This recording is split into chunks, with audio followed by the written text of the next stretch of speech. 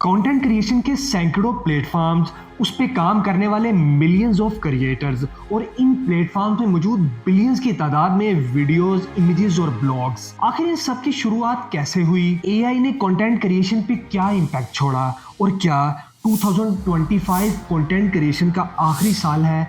आइए आज की वीडियो में इसकी डिटेल जानते हैं।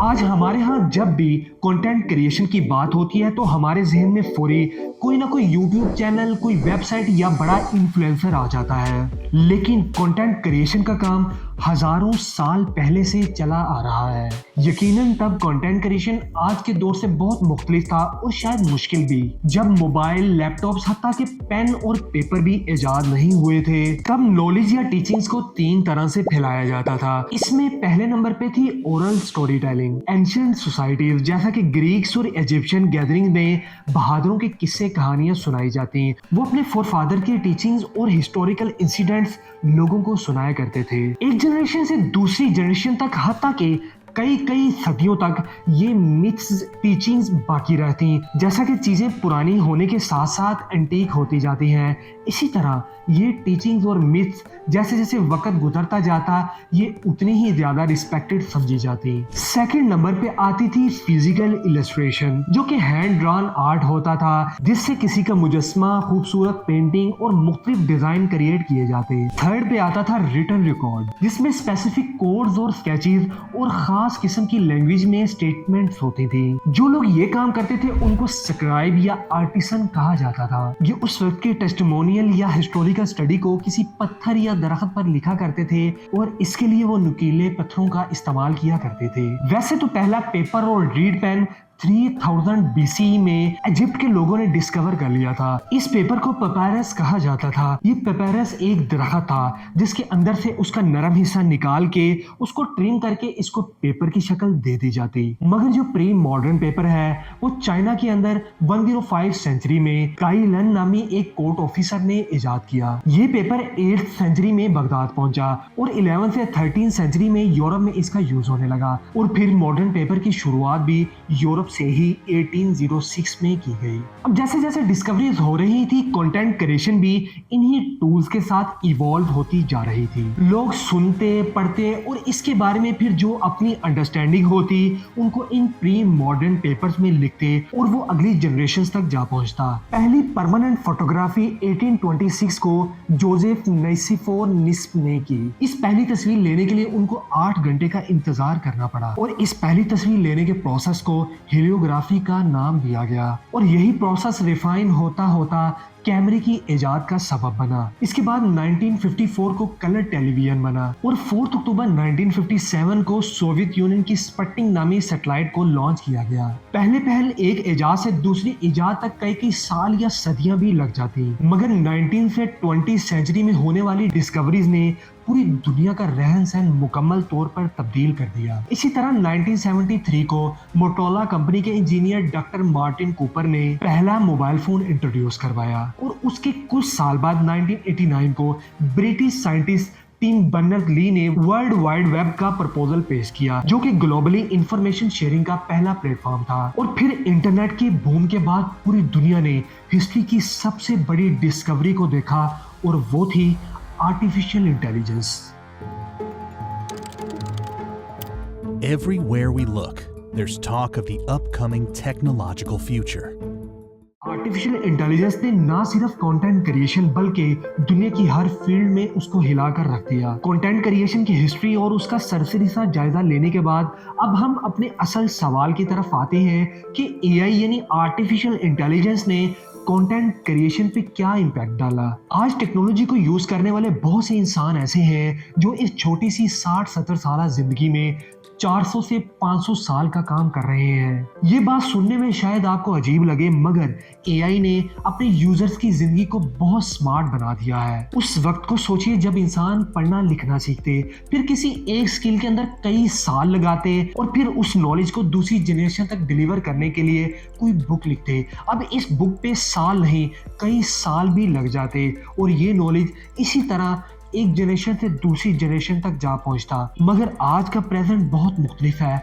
आज अगर आप कोई भी बुक लिखना चाहते हैं तो आपको जस्ट एक प्रॉम्प्ट देना आना चाहिए। प्रॉम्प्ट वो इंस्ट्रक्शन है जो एआई टूल्स को दी जाती है, जिसकी डिटेल डिस्कशन हमने इस वीडियो में की है। अब आप इन एआई टूल से एक बुक नहीं बल्कि हजारों बुक्स भी चंद दिनों में लिख सकते हैं। अगर आप किसी भी स्पेसिफिक स्किल में मास्टरी चाहते हैं, पहले तो इसके लिए आपको सालों सर्व करना पड़ते थे, मगर आज आप सिर्फ एआई टूल से इसको चंद दिनों में सीख सकते हैं। और सीखने की भी क्या जरूरत, अब एआई ये सारा काम खुद ही चंद सेकंड में कर देता है। पहले प्रॉब्लम सॉल्विंग या किसी खास इंफॉर्मेशन के लिए एक शहर से दूसरे शहर तक जाना पड़ता, और अगर खुद के पास भी बुक्स मुयसर होती तो उनमें से अपने जवाब ढूंढने के लिए कई घंटे लग जाते। मगर आज ये सब कुछ एआई टूल्स की वजह से सिर्फ चंद सेकंड में पॉसिबल है। आप दुनिया की कोई भी लैंग्वेज लर्न करना चाहते हैं तो ग्रामरली और प्रो राइटिंग एड जैसी एप्स का यूज करें।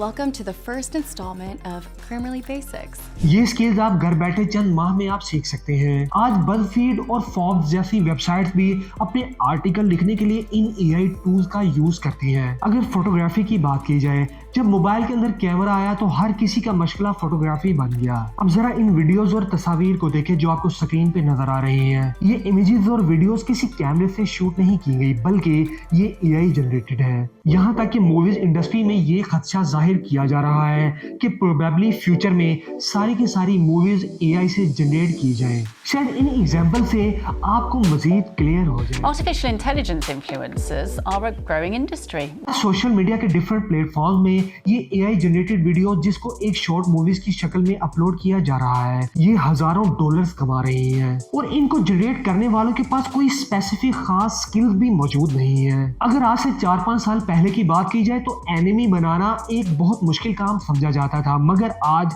एआई टूल जस्ट एक प्रॉम्प्ट से ऐसे 3D एनिमेशंस बना देते हैं कि जिसका तस्वुर आज से पहले किसी के पास नहीं था। अगर आज से 4-5 साल पहले की बात की जाए तो एनिमी कार्टून्स और ऐसी एनिमेशन बनाने के लिए बहुत सारा वक्त दरकार होता था, इसके लिए कॉस्ट भी बहुत ज्यादा आती थी, मगर आज एआई टूल की वजह से ये सब का सब सिर्फ चंद सेकंड में किया जा रहा है।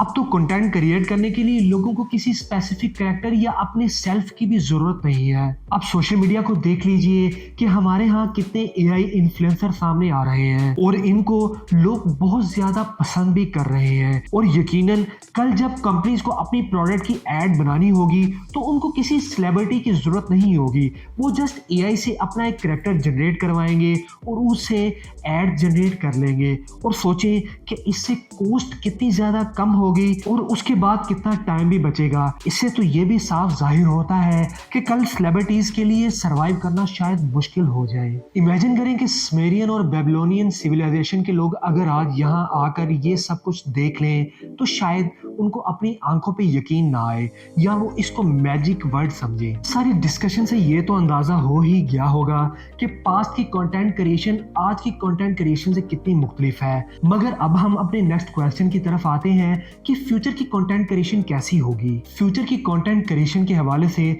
जो एक बहुत फेमस कॉन्सेप्ट डिस्कस किया जा रहा है वो है हाइपर पर्सनलाइज्ड कंटेंट। इसका मतलब ये है कि एआई हर किसी की इंडिविजुअल नीड के मुताबिक उसकी प्रेफरेंस को, बिहेवियर को जज करके उसको कंटेंट जनरेट करके देगा, लाइक पर्सनलाइज्ड आर्टिकल, इमेजेस और वीडियोस। इसमें एआई उस इंसान के पास्ट डाटा की बेस पे वो कंटेंट उसे मुहैया करेगा ताकि इनमें उसके बिहेवियर को डिस्टर्ब करने वाला कोई फैक्टर भी मौजूद ना हो और वो कंटेंट उस शख्स को जरूर पसंद आएगा।